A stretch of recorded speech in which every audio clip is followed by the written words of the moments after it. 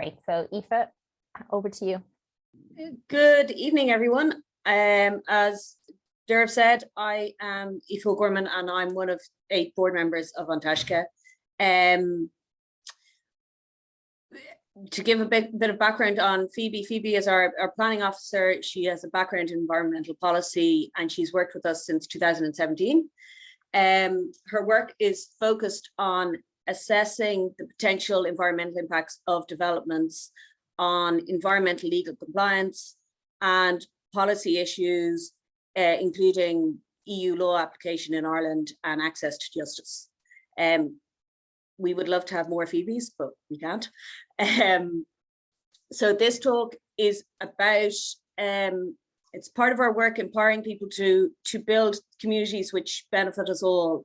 And we hope to give you a better sense of how to engage with your local planning system. Tonight's talk is focused on large infrastructure projects such as data centers, roads, or power plants, things that are large rather than house extensions and such like. So with no further ado, I will hand over to Phoebe. Great.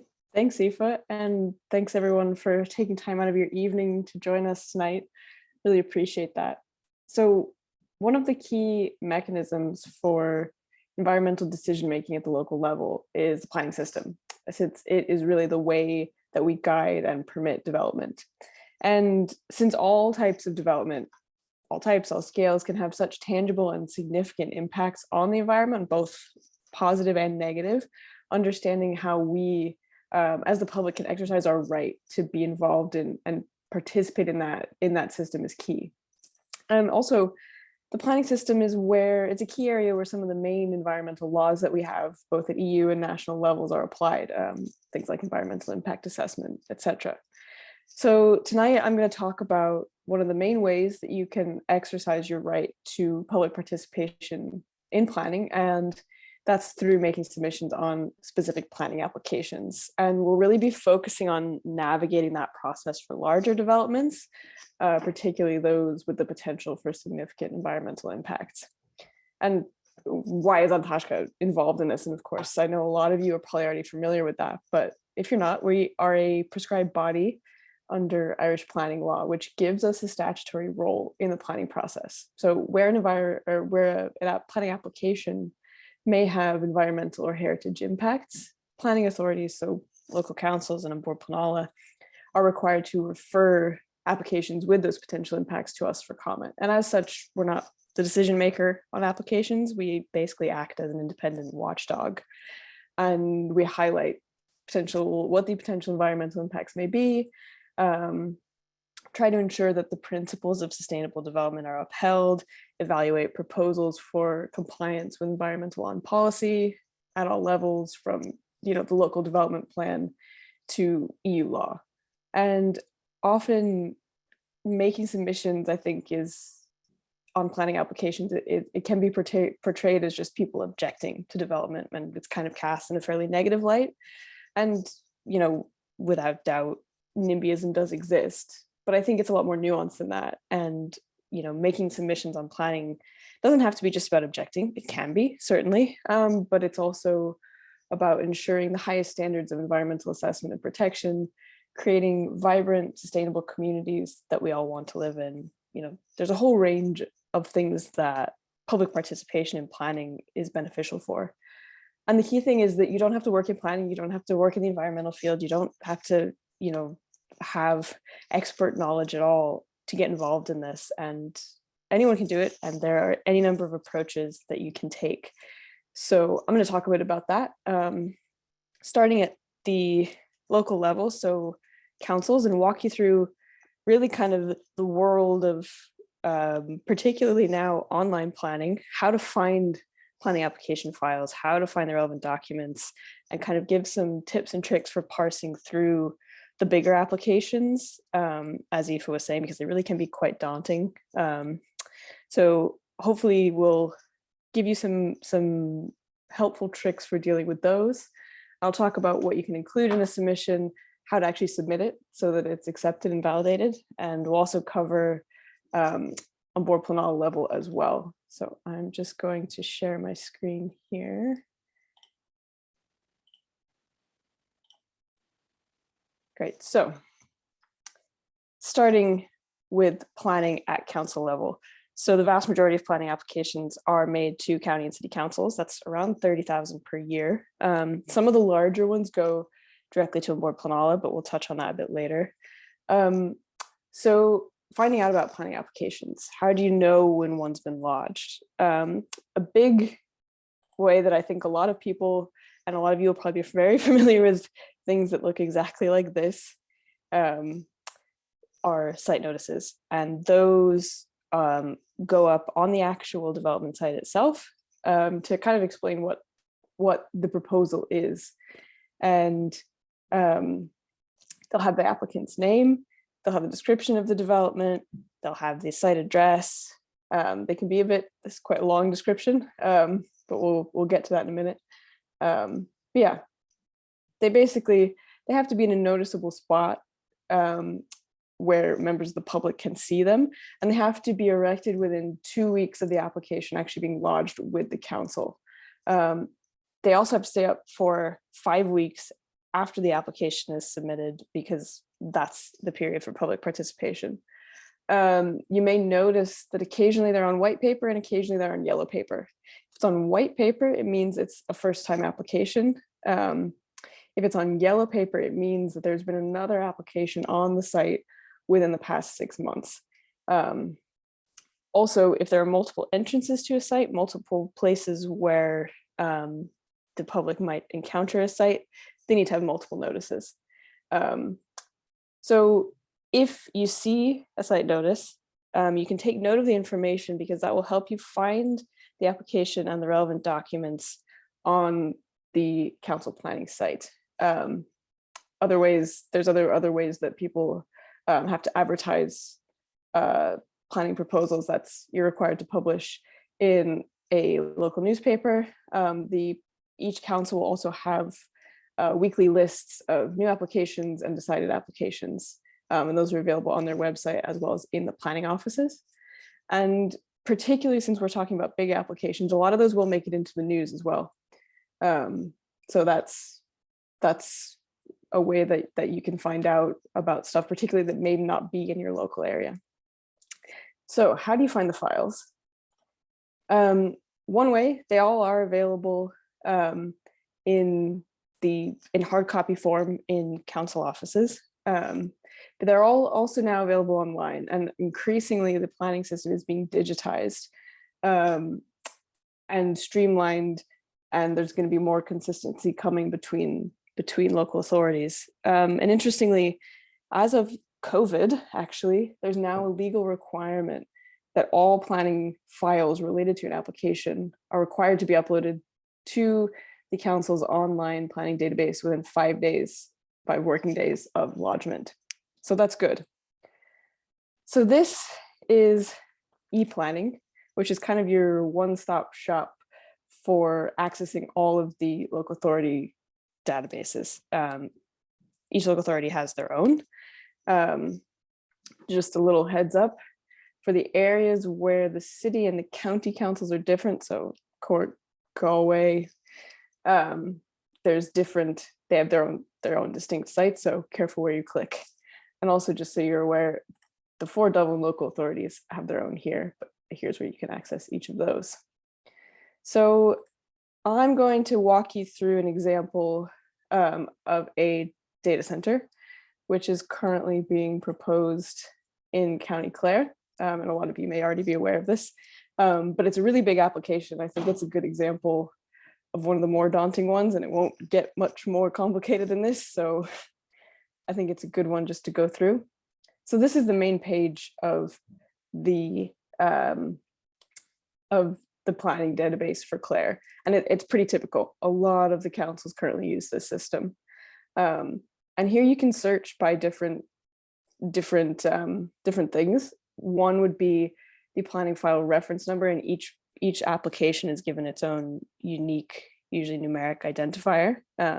Applicant name, you can also search by development address and the development description. So like I was saying with the site notice, if you it's useful because those are the terms that you can search by. If you see a site notice and then you go onto this, onto the e-planning site, be aware that the application may not have been lodged yet since they have the 2 weeks beforehand. So you may not find it yet. So keep checking back because it may not actually have gone in. So if we go, I'm going to search by the reference number. So there we go. And then you have your list. And occasionally, if one applicant has made multiple applications, or, you may get more results here, but you click into the one that you're interested in and you come to this main information page. So some key things, there's that unique reference number. The application type is important.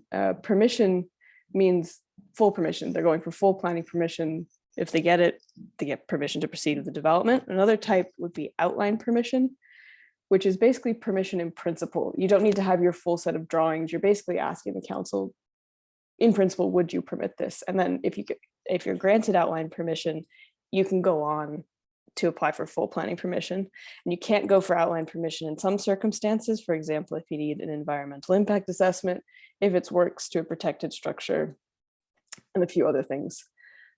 Another type of permission that you might see here is retention.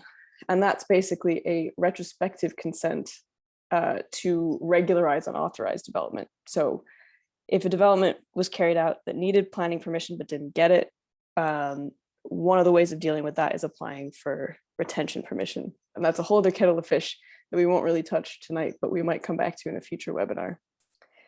The planning status is another important thing to look out for. New application means the application's in process and it may be open for public comment. It might also say further information there. And the council can request further information from an applicant if they feel that the information provided isn't adequate. They need to address some additional concerns. If a further information request is issued by the council, the applicant has 6 months to respond. And at which point, if the council deems that further information to be significant, then the further information goes back out for public consultation.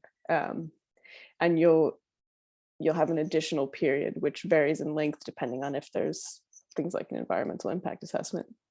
This could also say grant or refused. So if the application has been decided, could say appealed, if it's been appealed to a board planala.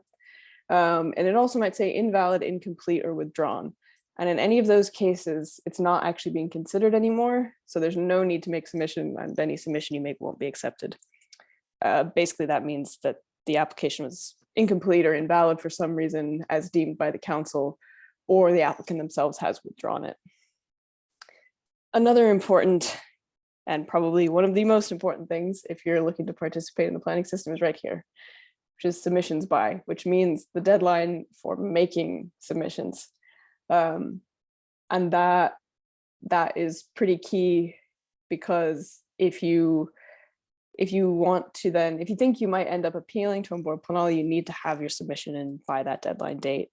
For an initial application, that's 5 weeks from the date it's lodged. And you can find out the date that it's lodged here. Clearly this is not 5 weeks after that. But this is because there's been further information on this application. So a couple other things on this page. There's the details of the applicant, the description of the development. This is pretty important. For bigger applications, they can be quite long and a bit convoluted like this. So sometimes you kind of have to parse through it a bit. Because the first time it mentions data center is there. So yeah, it can be a bit confusing, but I'll show you a couple of tricks to figure out exactly what's being proposed in a minute. So the files themselves are here under view scan files. And there are a couple of exceptions to this system, and we'll go over those later, but the principle is the same kind of across all local authorities. So there we go. And now you get this list here. And for a big infrastructure proposal, there will be a lot, and it's yeah, it can be a bit daunting and overwhelming. I certainly feel that way, and I do this every day. The labeling of the files is not always consistent between councils. Some will label them very, very clearly, others won't. It just depends. Sometimes you literally just have to click through. But you can always find things like the application form, a copy of the site notice. There's things like, there's the environmental impact assessment. There's always the maps, drawings, the plans, floor plans, elevations, drainage details, road layouts, you name it. You can also generally find all the reports that have been put in. There's visual impact assessments, energy and sustainability statements, they'll all be here. And then often you can also find reports submitted from external bodies, including ourselves, as well as often after that 5-week period, the public submissions as well. So, and down here you can see that the further information has been uploaded as well. That's what FI is. So just a couple of kind of key things. Obviously, we're not going to go through all of this. It's massive, but just a couple of things that I think are particularly useful to go through and show you. Maps. There will always be maps, both of kind of the site in context and also the site layout.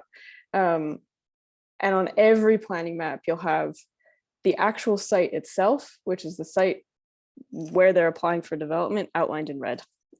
If there's something outlined in blue, that means that it's basically any other land owned by the applicant or the landowner. So you can see in the case of this data center over here.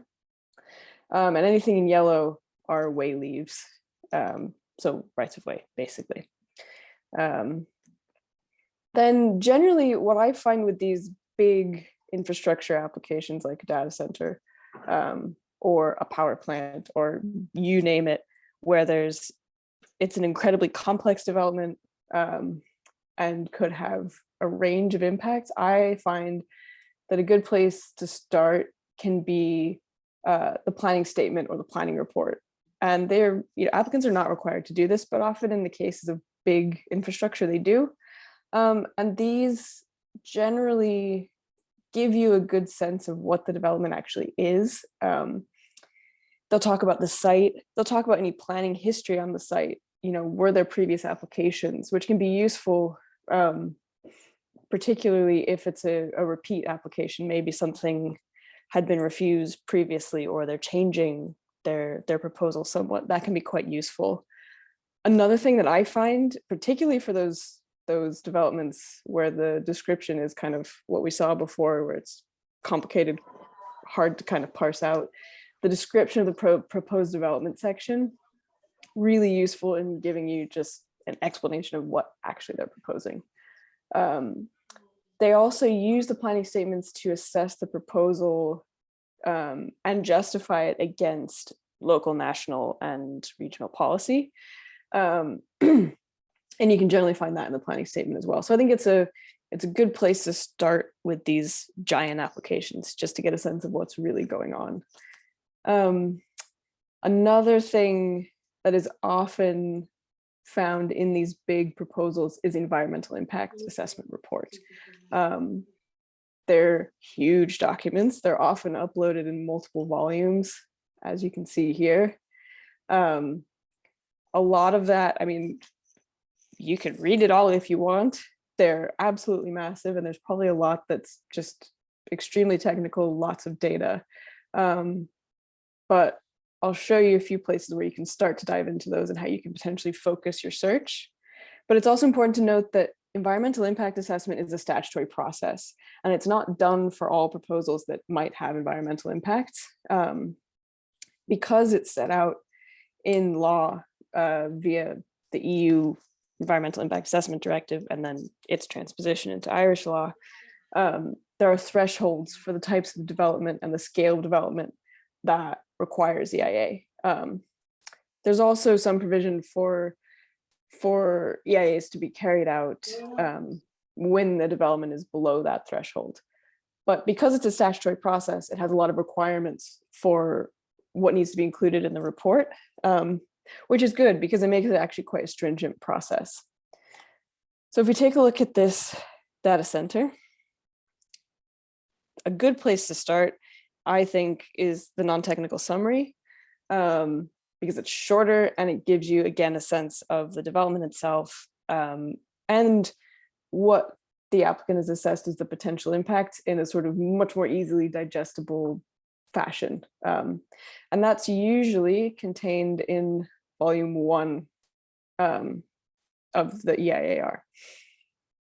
And again, they often have a description of the development, which can be quite useful for just wrapping your head around it. Then in volume 2, they have the whole thing, which can be usually multiple documents, as you can see here. And it can be quite daunting. The nice thing is that because it's a statutory process, each EIA has to follow kind of a pretty specific formula, and they all basically have the same chapters. And those all, it basically goes by environmental impact. You'll have sort of water, air quality and climate, biodiversity, human health, a whole range of things. And you can start to kind of dive into the EIA, I would suggest, by what aspect you're interested in. I find that to generally be the easiest. And because they're all laid out the same way, I would say the table of contents is your friend, because it's much more efficient to find the section that you're looking for. So for the data center here, because they're in separate documents, because they're so large, I've pulled it up already, so I'm not scrolling endlessly while you wait. For a data center, which is the example we're looking at, the big impact would be climate as a result of the power use. So I would look at the air quality and climate chapter, which I've pulled up here. And again, they can be quite long. There'll be multiple appendices with the data that they've used. Something that I think is important just to know is that they split the impacts generally by construction phase and operational phase. And I would be personally particularly interested for a data center in the operational phase impacts, because that's when it's going to be using the power. So you can see here, generally, the chapters are broken down quite nicely into sections. So I generally go hunting for operational phase and then the climate section of that. But again, sometimes you have to read through a lot of this to find what you're looking for.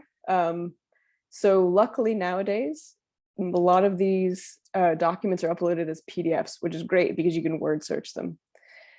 Makes it a lot easier to find what you're looking for amongst the hundreds and hundreds of pages.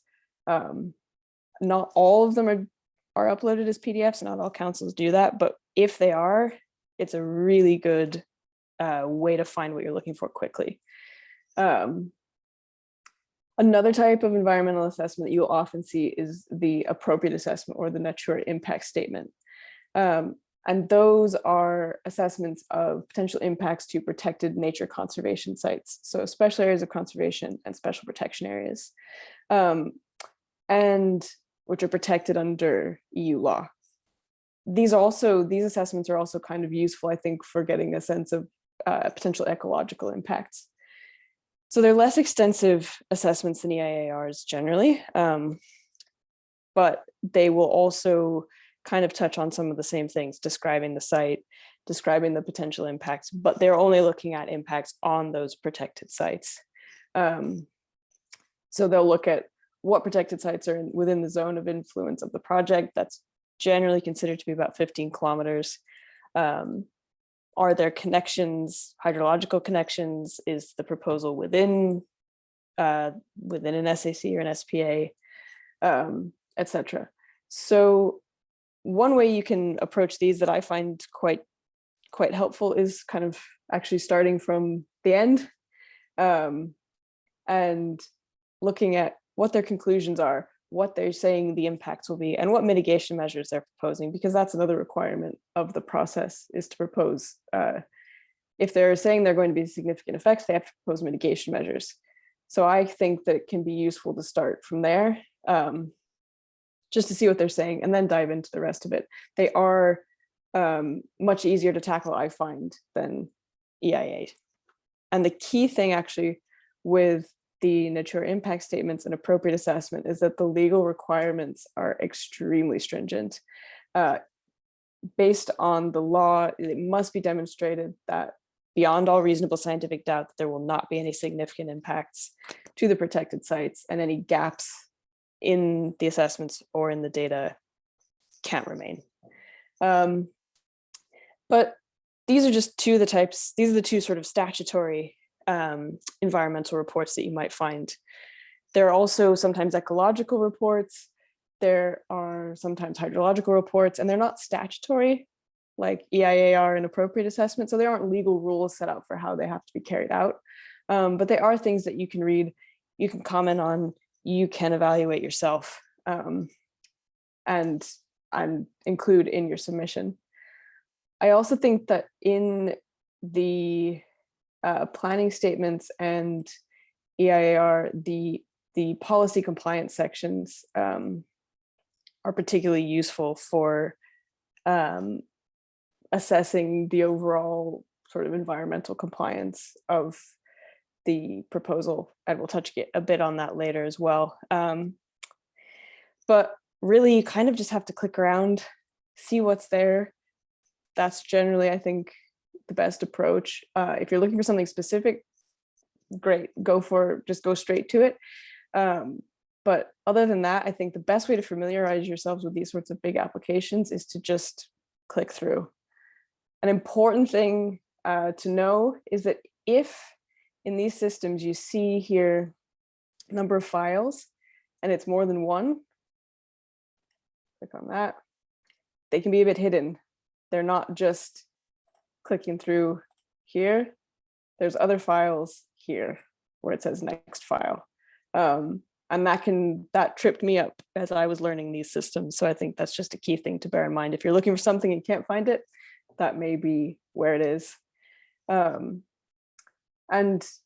you know, again, this type of big development is kind of the most daunting that you'll get. So they won't get much worse than this.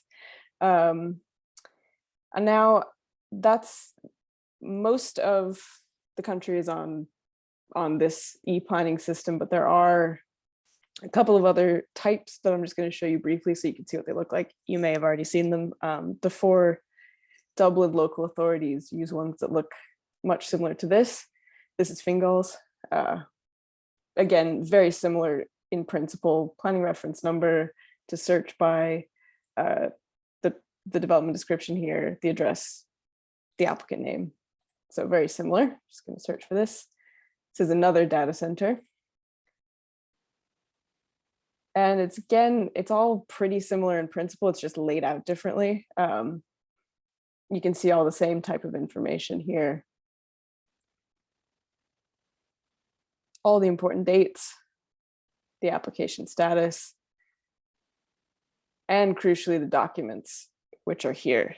And you just click through here, and there they are. And this is actually interestingly a good example because it's not as well labeled. And unfortunately, in situations like this all says additional information correspondence, but you have no idea it's in there. Unfortunately, you just have to click through it.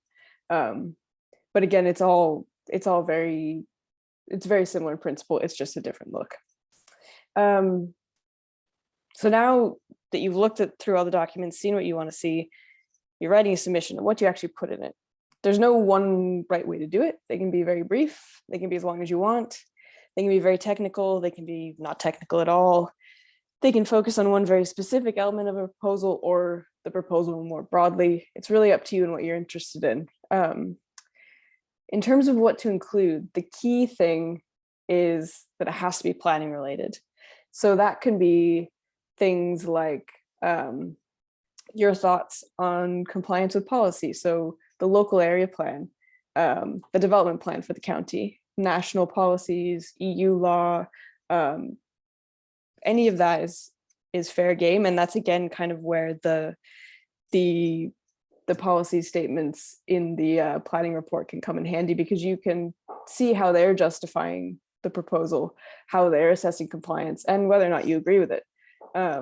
So your views on that are all fair game.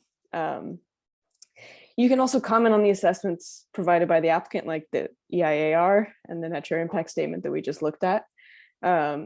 Say you're interested in water and hydrological issues. Do you think that the assessment of potential impacts to water in the EIAR covered all of the potential issues? Did they miss anything? You can use, if you have particular expertise in some area, absolutely apply that, and give your comments on how you think the assessments did, basically.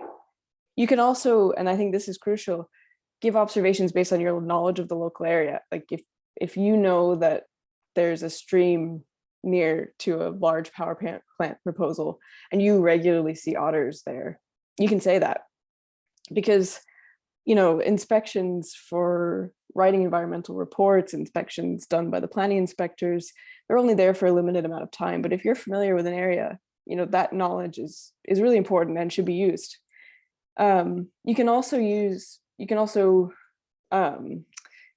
say it's a big business park on the outskirts of a town, and you know that there isn't good public transport access from the center of town or from residential areas. So putting a big business park there will increase car dependence for commutes. You can absolutely highlight that there's current public transport capacity issues, things like that. The key thing is not to include personal grievances, personal likes or dislikes, anything defamatory. It all has to be planning related. And do bear in mind that submissions are made public on the planning file, as you can see here. So anything you write will be made public. And again, like I said earlier, your submissions can absolutely be objections. They don't have to be. One thing that you can do, and I think is actually really important, and it's one that ourselves and Taisce could do all the time, is ask for more information. If you think something is missing, like they haven't adequately assessed the cumulative impacts of a proposal with other existing development in the area, or maybe you've seen that there's a bat roost right in the site, but they haven't completed a bat survey. You can point these things out and ask that these be done. And quite frequently they do get put into further information requests. Another thing you can do is actually support applications. So if you think a proposal would have a positive environmental impact, you can absolutely say so. That is a legitimate submission to make. So when you're actually submitting it, the things that you really need to have in order to get it validated are your full name, your postal address, the planning reference number, so that unique identifying number, your observations, of course, the €20 fee at council level, and we'll talk about other levels in a minute, and then make sure it's made within the 5 weeks of the application being lodged.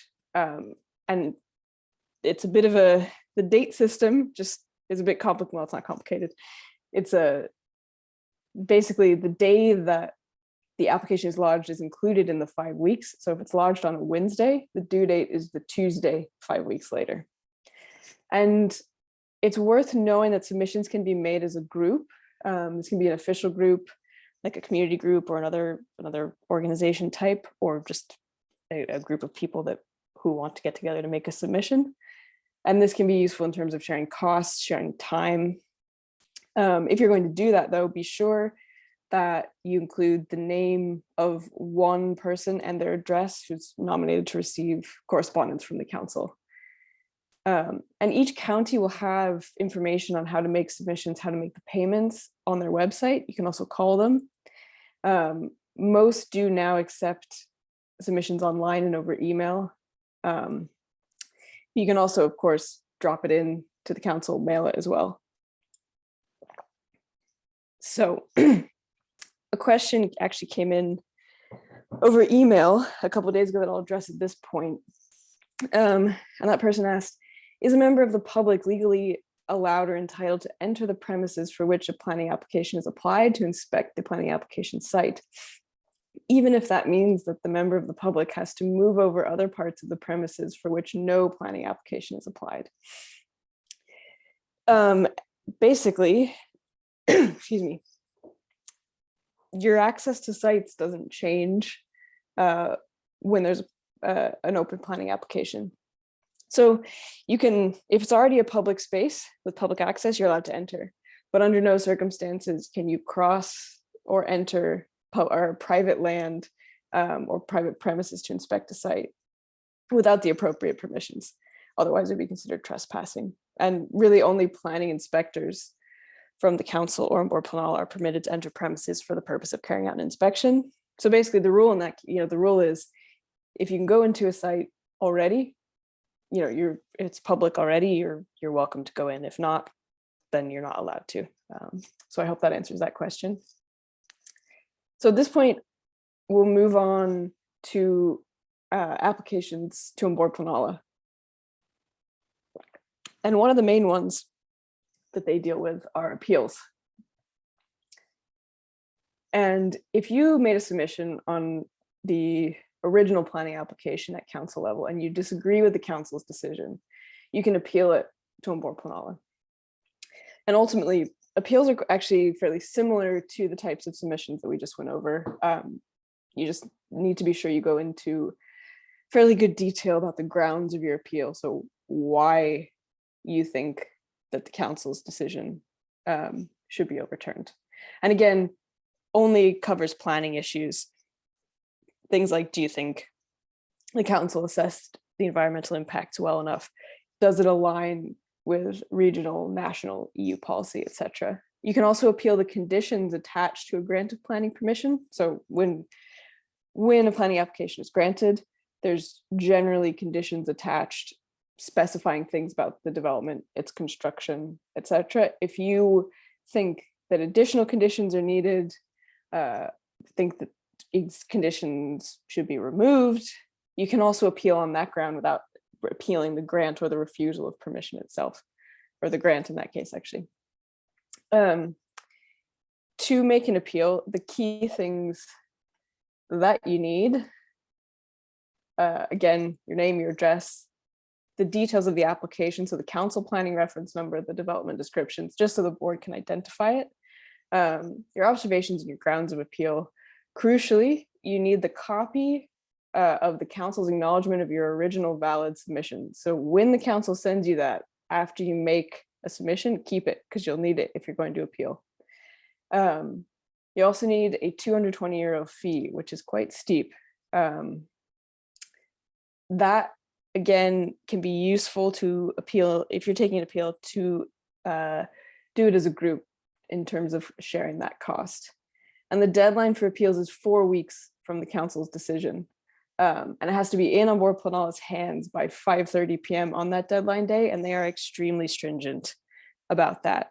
And unfortunately, they do not accept appeals online. They don't have the facility to do that. So what that means in practice is that if you are hand delivering it, then you can submit it by, you have to take it to their office by 5:30 p.m. on the deadline day. But if you have to post it, it has to be at their office by that day. They don't accept things that are postmarked by then, and that has caught a lot of people out. So yeah, just be aware of that. In terms of actually making the submission, they have a form that you're welcome to use and fill this out. That's available on their website. You can also write it in a letter form. It doesn't have to be on this form. When on Taisce Take Appeals, we write it as a letter. We just include all these details that are required. So it's up to you. And when you're looking at an appeal case, this is what they look like on Bord Pleanal's website. The board does not store the files for the case on their own website. You have to go to the council website, but they always provide a link here. And basically you go through the same process that we just did, and the appeal file will generally appear somewhere in here and it will be labeled appeal, and that's where you can see the grounds of an appeal that's been made. Because crucially, you can also observe on appeals that you didn't take, which is, again, basically the same as the type of observations that you'd make on an application at council level. You can, luckily, they have put in facility to do that online as a result of COVID. And each planning appeal page will have a link to the observation facility here. An observation on an appeal is €50, and again, can be taken as a group. And you can also, again, post them, drop them off. But at least for this, they do have facility for online observations and payments. They also have a very handy thing that I use all the time, which is this calendar, and it's under planning appeals. And if you need to know either the date by which you need to make an appeal or the date your observation is due on an existing appeal, you simply click the day that it was lodged, and the closing date for either the appeal or your observations is provided here, and it's 4 weeks. The other types of applications that On Board Planola deals with are strategic infrastructure and strategic housing. Though it's worth saying strategic housing, which is for any housing proposal over 100 units, that system is ending. So they're no longer being lodged with On Board Planola. They're now called large-scale residential developments, and they're back being lodged with councils. So you can comment on those as you would any other application at council level. And now they're also open to appeal, whereas before strategic housing had no facility for appeal, and it was only challengeable by judicial review. There are still a few SHDs going through the system, but that is wrapping up quite quickly. But we're going to take a quick look at strategic infrastructure, which are very large infrastructure projects. There are thresholds set out in legislation, but they're things like energy grid connections, large energy developments, big transport projects like motorways, rail lines, things like that. And again, you can find out about them via site notices. The same requirements apply. But the board also publishes weekly lists of new cases here, under new SID cases. So we'll just take a look in here.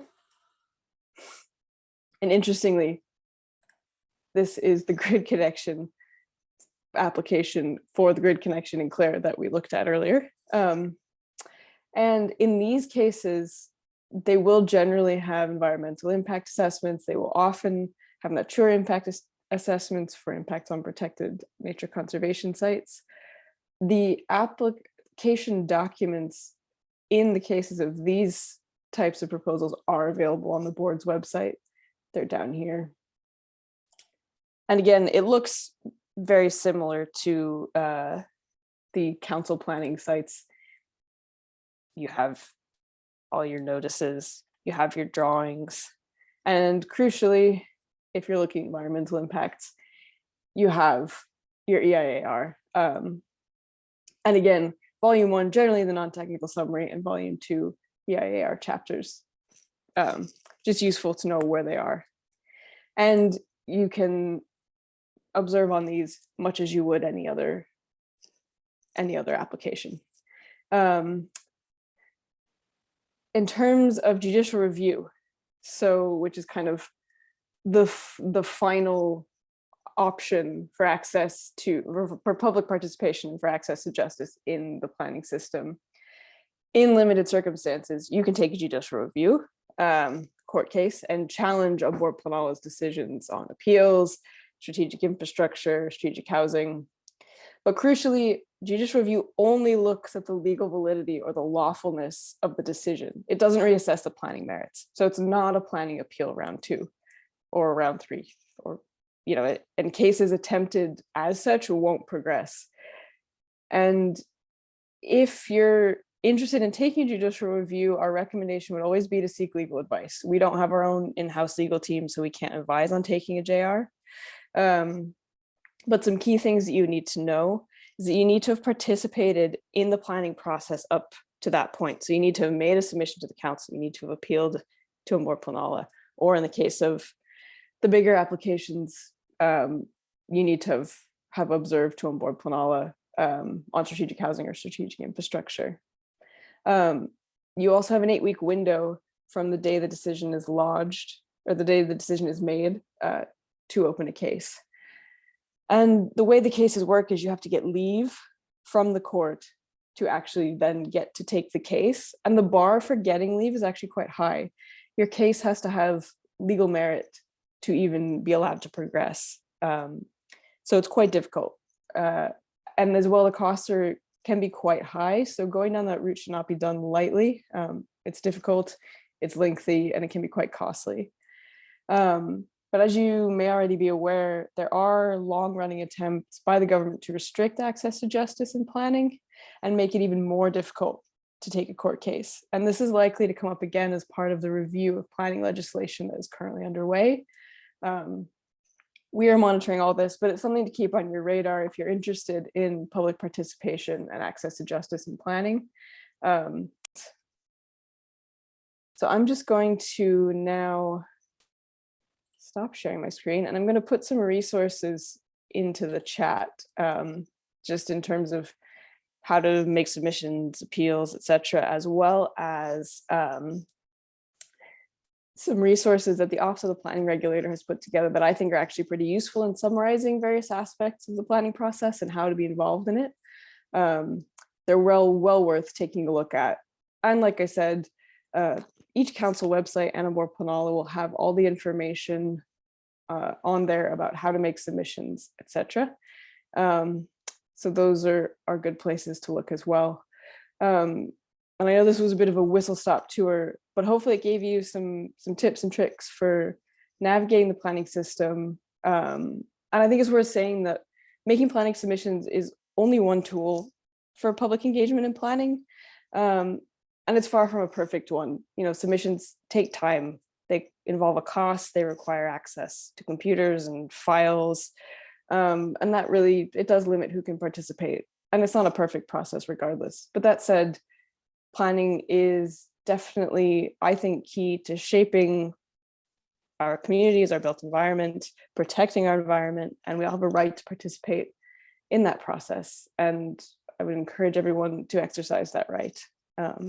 And thank you all for joining us this evening. And if you found this useful, we're considering making it a series of webinars. So if you have a similar topic, maybe something that we've covered tonight that you'd like to go into more in depth, something entirely different that would be helpful to have covered in a format like this, please pop your ideas in the chat, because that would be really useful for us to know. And yeah, with that, I'll turn it back over to you, Aoife. Thank you, Phoebe. Thank you. I think we should all thank Phoebe for imparting an awful lot of knowledge in a short space of time.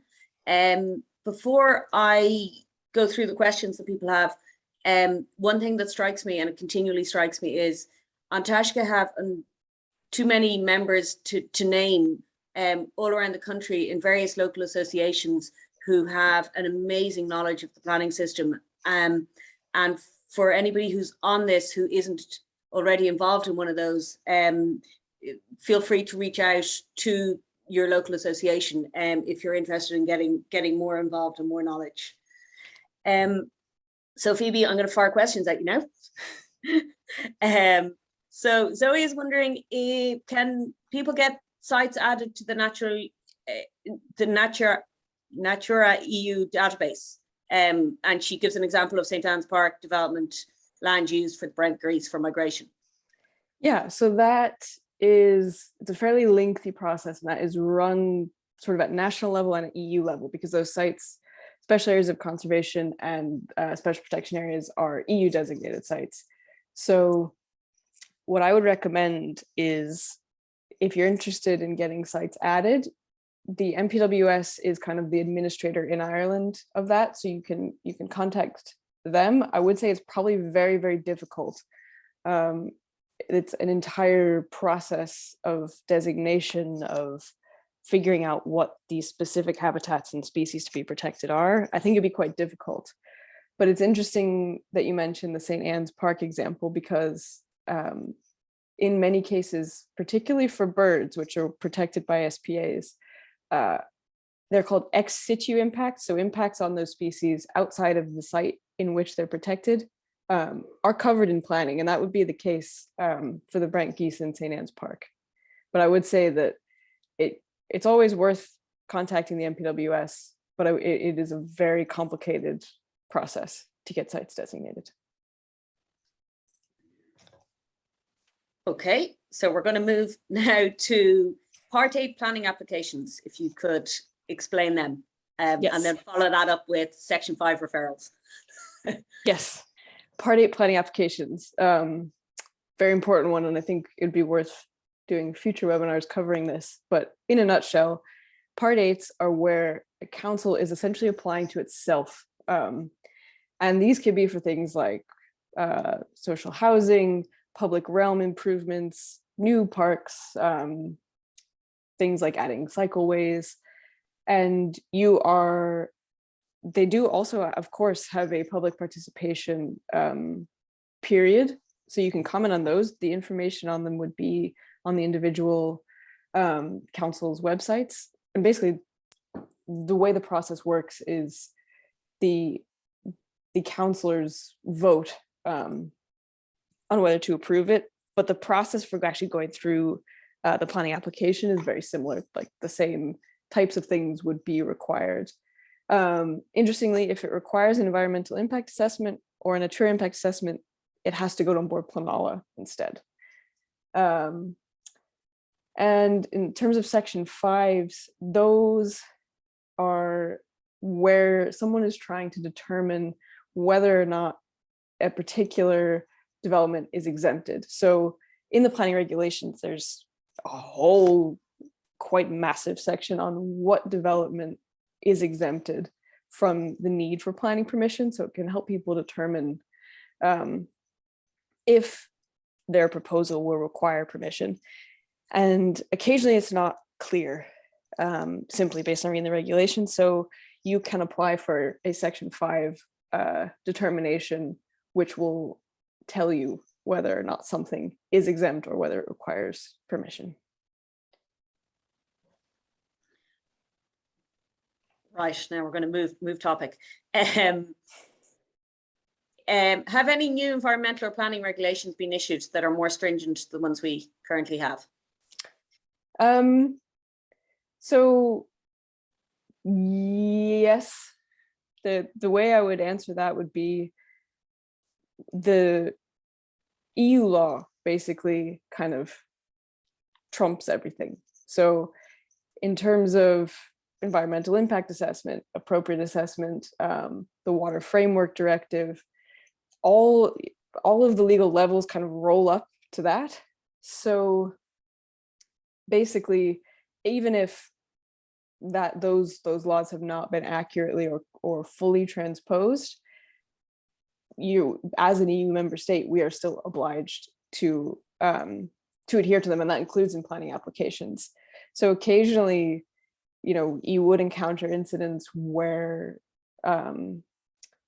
maybe local or national policy is insufficient, and but EU policy is stricter, and you would have to adhere to that. So basically, in the hierarchy of policy and law, yes, it's certainly the case that there are more stringent policies, particularly at EU level, that would trump existing policy.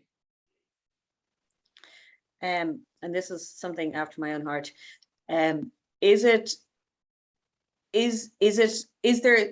Could there be some kind of plain English translation to make the process more democratic and accessible to people like me? That's part of what we're trying to do here, because yeah, totally agree. I think it is very inaccessible. I think actually on a purely practical level, I would check out those resources from the Office of the Planning Regulator. They are very plain English, they are very useful.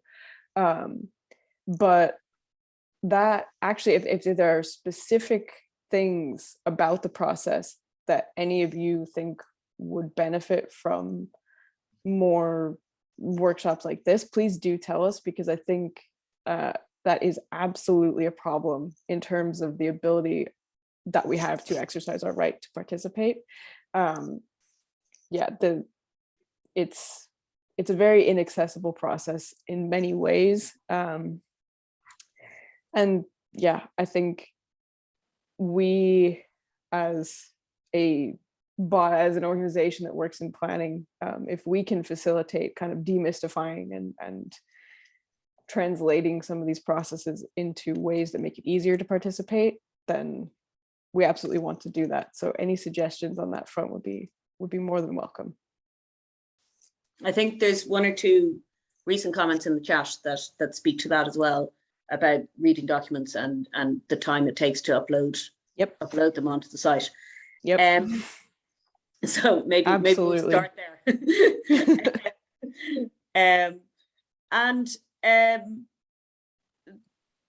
Are there any ramifications for a local authority if they fail to inform An Taisce of an application that requires an environmental impact statement, or is it just voluntary? It's not voluntary. It's a requirement. It's in the Planning and Development Act. The ramifications are unfortunately not really. We do have recourse, however, in terms of if something's not referred to us, and then say we don't know about it, and then we want to appeal it. That we can then, any prescribed body can take an appeal if they were not, without having made a submission, if they were not properly informed. And generally councils, if we find out about an application that hasn't been referred to us, and we think, we deem that it needs a submission, we can say that this should have been referred to us, and generally they will accept our submissions. But in terms of ramifications, unfortunately, not really. I think that we should add that to our list of things that we'd like to do better. Have you come across the landscape character areas in the planning system, and also the European Landscape Convention in the Irish planning system? Yes. Most counties in their development plan will have landscape designations, in terms of, and they all do it slightly differently, but they would basically try to classify areas of particular landscape importance, areas of outstanding natural beauty, that kind of thing. And those do have to be taken into account in planning decisions, particularly where development may be located within a particularly sensitive landscape area, may visually impact it. And a lot of times visual impact assessments are required. It's also a thing that you as a potential observer can request if you think there may be a potential impact. And yes, the European Landscape Convention also would come into play. That is not my personal area of expertise. Ian Lumley, our head of advocacy and heritage expert, would know a lot more about that than myself. But yes, that does come into play, definitely. And is there a limit to how many times a developer can make an SHD application for the same site? I'm not sure if there's an actual legal limit. In terms of the current system changing, and I think this is key, you can reapply for any planning permission. You can reapply for things if you've been refused, if it's been invalidated or withdrawn. So in terms of SHDs now, if a developer had applied for an SHD previously, now, and say it was refused or it didn't progress, now they would have to apply to the council under the large-scale residential development provisions. But yes, they could do that. Okay, and then I think you've already addressed this since the question was asked. It was about the difference between the strategic housing development planning process and the regular process, but I think that everybody has got that covered. And we have a few comments which speak to your point about getting the process easier to read, about JPEG files not being easy to read, things, strategic housing development applications not being recorded on myplan.ie. Yep. I think the question was, has An Taisce a view on it? I think you probably have expressed our view.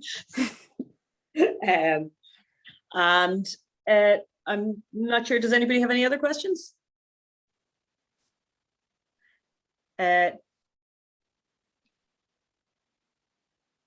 Is there an easy way of finding out if a site application falls within an area of special interest ECT by GPS online search? Yes, there is. And actually, I was talking with some colleagues earlier about doing a webinar exactly on this type of thing. I would recommend, and actually I will just put the link in the chat. If you're familiar with GIS systems, you'll have no trouble navigating this. The EPA has a great mapping tool, and it shows you all sorts of things, including protected sites. It doesn't have landscape stuff from councils, but that's okay. I think it's useful anyway, and it's worth putting in. But yeah, we'll probably do a whole other session on how to look at, how to find where sites are in relation to various designated areas, heritage, nature conservation, you name it. Often the councils themselves will have, in some cases, GIS tools that you can use. Sometimes I just look at the maps in the development plan. That's another thing I have to do. But the EPA's mapping tool, have a look at it. It's really interesting, and it covers all sorts of environmental issues, water, soil, conservation sites, you name it. So I think that's really useful. Okay, and then the last few questions, I think. Does On Board Panola have a deadline for appeals, or can they drag on? They have a goal deadline. There's a time frame in which they are supposed to determine them, but unfortunately they are allowed to extend it. And right now I know they're completely overloaded, so pretty much every appeal is dragging. Yeah, they are allowed to basically give themselves an extension to that time frame if they need it. Yeah. And I think finally, if all else fails, what scope is there to submit a petition to the Oireachtas Petitions Committee, or even the European Parliament Petitions Committee, which deals with many environmental and land use planning cases? To be honest, I'm not sure. I would imagine that question is referring to something that would potentially happen after judicial review. I haven't encountered a scenario in which case a petition would be submitted, so unfortunately I don't know the answer to that. But I would imagine that the requirements are fairly stringent, would be my guess, but unfortunately I don't know. I would suspect you are right. I don't think anybody else has any questions, unless I've missed one. So one just came in that I will touch on briefly. Yep. Can a site which requires a nature impact statement or an EIS be granted retrospective planning? And the short answer is yes. It's a very complicated process called substitute consent. Basically, if an unauthorized development requires an EIA or appropriate assessment, it cannot be determined by the council. It has to go to On Board Panola in this other procedure to grant retrospective consent. There's multiple stages. They have to be granted leave. They have to demonstrate exceptional circumstances. If they're granted that, then they have to provide a remedial nature impact statement or EIA. And yeah, I think that is well worth another session on that, because it is very complicated and also problematic. The legislative provisions for it here are problematic in relation to the European Court judgment, notably in the Derry Bryan wind farm case. So good question. And I think we should definitely have a session addressing that, because it's one that should have more public participation, I think.